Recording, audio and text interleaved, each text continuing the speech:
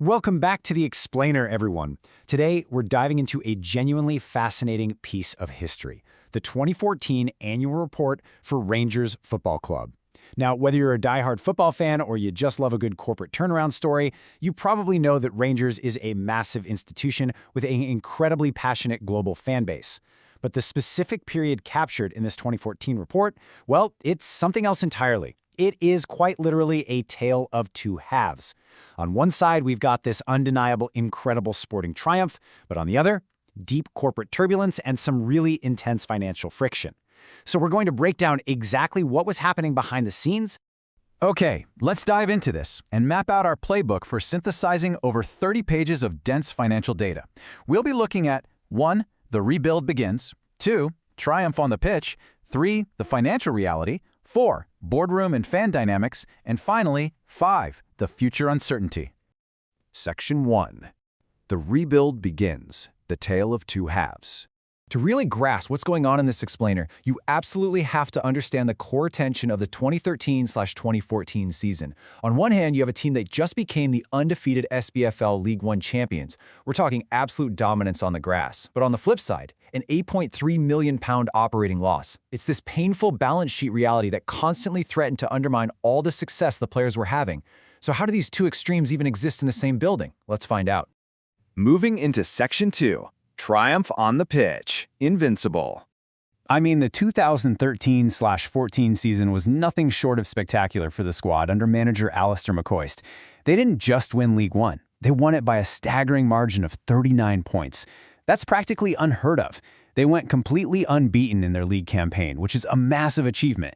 They also fought their way to the semi-final of the Scottish Cup. And you know, it wasn't just the first team delivering. The youth academy at Murray Park was showing incredible promise too, with the under-20s winning the SFA Youth Cup and 57 academy players getting called up to international squads. Also, in a really beautiful, emotional touch, the club renamed the Govan Stand to the Sandy Jardine Stand, honoring a true Rangers legend who sadly passed away that April.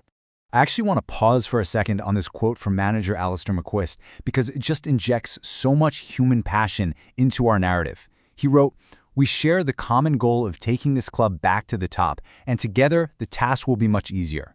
You can literally hear the absolute focus and determination of the football department there. Their eyes were locked entirely on getting back to the Scottish Premiership no matter what. Okay, Section 3, the financial reality, behind the numbers. Sir, pivoting sharply from the emotional high of the pitch to the cold, hard math of corporate finance. Winning games is crucial, obviously, but keeping the lights on at Ibrox Stadium requires cash. Total revenue actually jumped from £19.1 million in 2013 up to £25.2 million in 2014. That's a really impressive 32% increase. What drove this? Well, a massive 375% increase in retail revenue, which was heavily driven by the first full year of their retail venture with Sports Direct. Sponsorship and advertising revenue also shot up by 79%. The Rangers brand was clearly still a massive commercial draw. Now, what's really interesting here is the breakdown of that $25.2 million. The largest slice by far was gate receipts and hospitality, sitting at £12.4 million. But here's the catch. While total overall revenue went up, this specific matchday category actually dropped from the previous year's $13.2 million. So despite that incredible retail growth, matchday attendance and season ticket sales were slipping. And this is our first real clue that not everything was perfect off the pitch. Which brings us to the elephant in the room, £8.3 million. This was the club's operating loss for the year. It's a huge loss for a club playing in League One. However, to put that into perspective, it's vital to note that this was actually a 42% improvement from the previous year, where the club bled a staggering £14.4 million. And to be fair, the club really did actively try to stop this financial bleeding. They initiated a comprehensive business review to get costs under control. Because of that, staff costs were reduced by 18%, bringing them down to $14.7 million. They trimmed the overall staff headcount across the business from 146 down to 122. And in a major show of solidarity, manager Alistair McCoist even took a voluntary personal salary cut to help out the club's bottom line. Section 4. Boardroom and fan dynamics off the pitch. So remember how we noticed gate receipts were dropping while the team was winning? Well, the boardroom timeline kind of explains why. It's a dizzying visual of corporate turbulence. In October 2013, CEO Craig Mather resigns. The very next month, David Somers is appointed chairman. quickly followed by Graham Wallace as CEO. Fast forward to July 2014, Philip Nash comes in as interim finance director. Then, just a few months later in October, both Graham Wallace and Philip Nash resign. This kind of intense, revolving door turnover creates massive uncertainty for investors, for staff, and most importantly, for the fans. And this instability spilled right over into the club's search for vital funding. After the financial year ended, the club desperately needed cash and held talks with a consortium that included Dave King. Now, looking at this strictly from the facts reported in the document, here's what happened. The board required immediate proof of uncommitted funds and the identities of all 8 consortium members to pass their due diligence.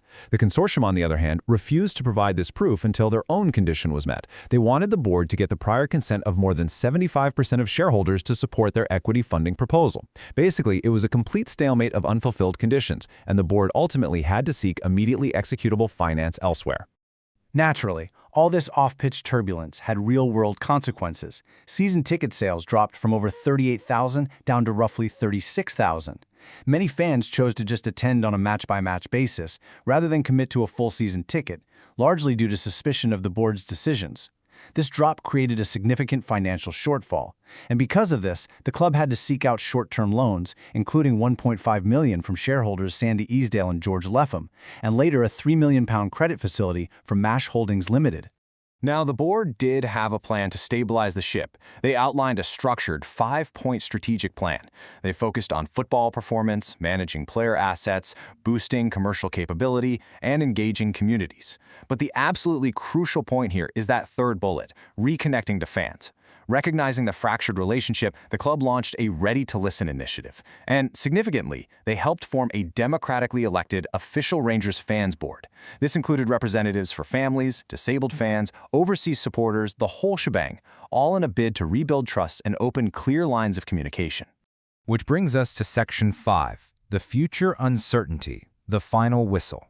So, despite that massive 39-point league victory and all the efforts to cut costs, we have to look at the most legally serious section of the annual report, the auditor's warnings. When you look at the independent auditor's report from Deloitte LLP, they included something called an emphasis of matter. This is basically a massive warning light blinking on the dashboard. They stated that the club's need to refinance existing short-term loans and secure further financing indicated the existence of a material uncertainty which could cast significant doubt over the group's ability to continue as a going concern.